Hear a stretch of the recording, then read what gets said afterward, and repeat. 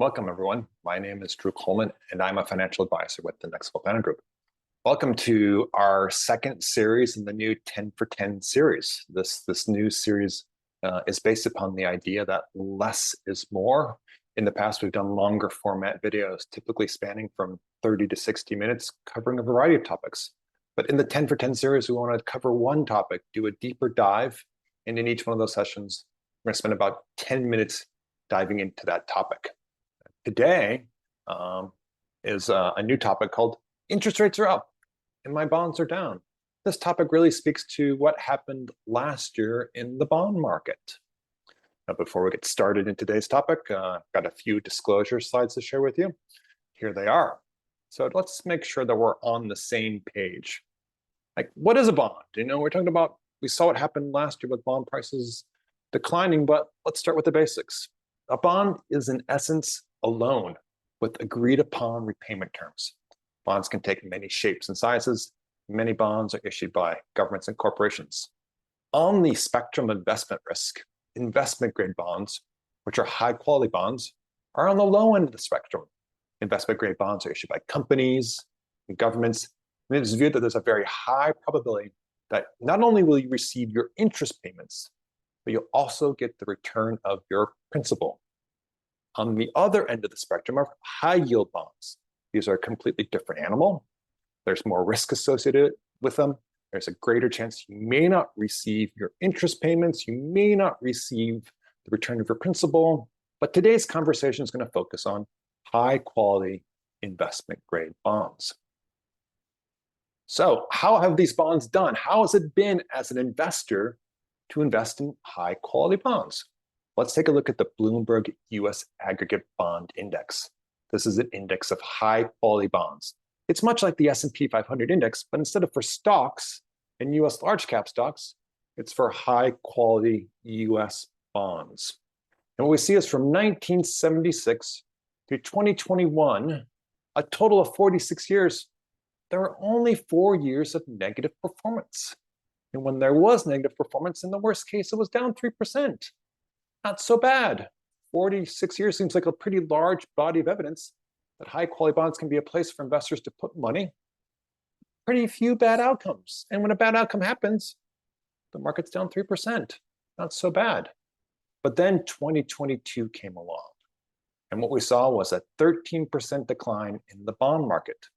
Well, what happened? What happened to investors? What happened to the market to see this 13% decline? Let's talk about so how do you lose money? How do you lose money by being a bond investor? Because after all, it's just an obligation. It's a loan. Were there defaults? Did lenders decide to default on the payment of interest and principal? And that's what can happen. That's typically how bond investors lose money. And how they truly lose money is through bond defaults. It's when that obligation to repay doesn't happen because of bankruptcy or something like that. And this can happen, and it happens unoccasionally in the investment grade market. It even happens more frequently in the high yield market.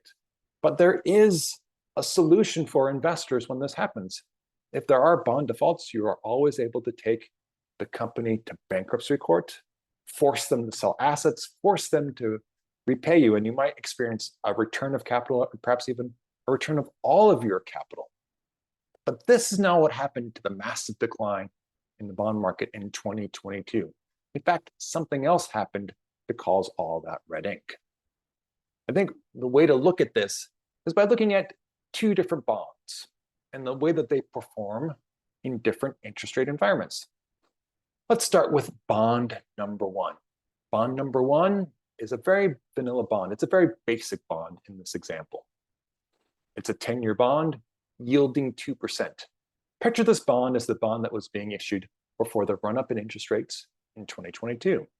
What we see in the series of cash flows over this 10-year period is that initially there's a $1,000 purchase of lending of money to the company, in this case, the borrower.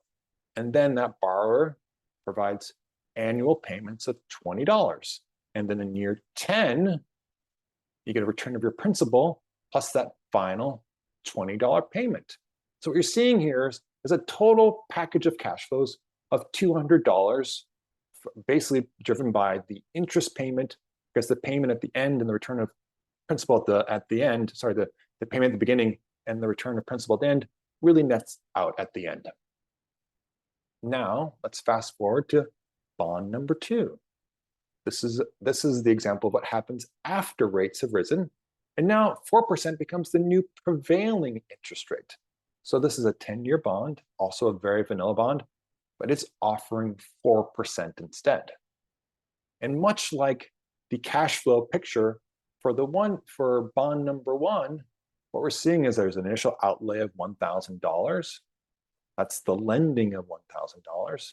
And then every year there's an annual interest payment of $40, years 1 through 10. And then in year 10, not only do you get that annual interest payment of $40, but you also get the return of principal of $1,000. And so for over this 10-year period, you're getting $40 of interest per year, return of principal, and a total package of cash flows of $400.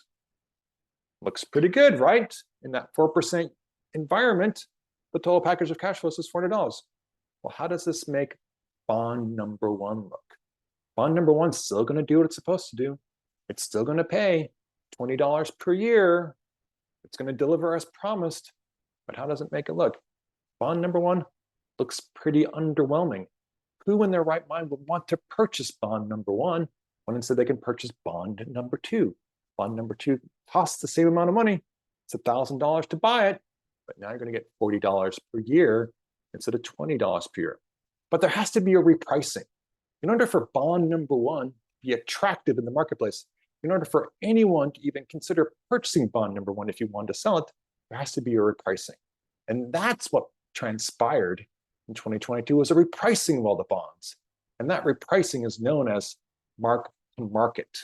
When interest rates go up or when interest rates go down or anything happens that's materially different, original assets have to be repriced to take in this new information. And so all the bonds that were issued prior to the run-up in interest rates had to be repriced through a process known as mark to market. So let's see how that happens. Let's take a look now at bond number 1 and the price adjustment that it had to go through so that its package of cash flows looks very similar to the package of cash flows of bond number 2. So the investors are indifferent between owning bond number 1 versus bond number 2. And what we see here is that for bond number 1 to offer the same package of cash flows, knowing that the interest payment hasn't changed, it's still $20 per year. Well, that the interest payments are $200, but we need to create a package of cash flows that's $400. And so the original price has to be $800 now, not $1,000. And so now the package of cash flows becomes $400 through $200 of interest payments, and then also $200 through capital appreciation from the sale at $800 to the final return of principal of $1,000 in year 10.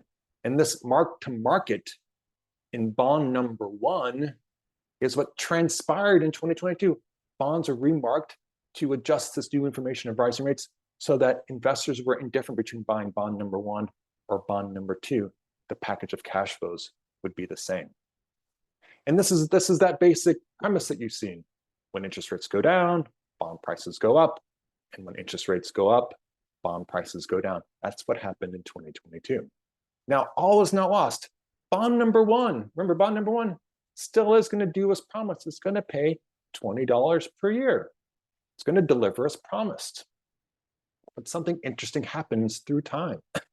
We saw initially that the price dropped $800 to account for the new interest rate environment. But let's fast forward in time. Let's move forward in time 5 years later. It's 5 years into the future now.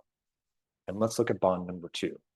What is its current package of cash flows with this 5 years remaining?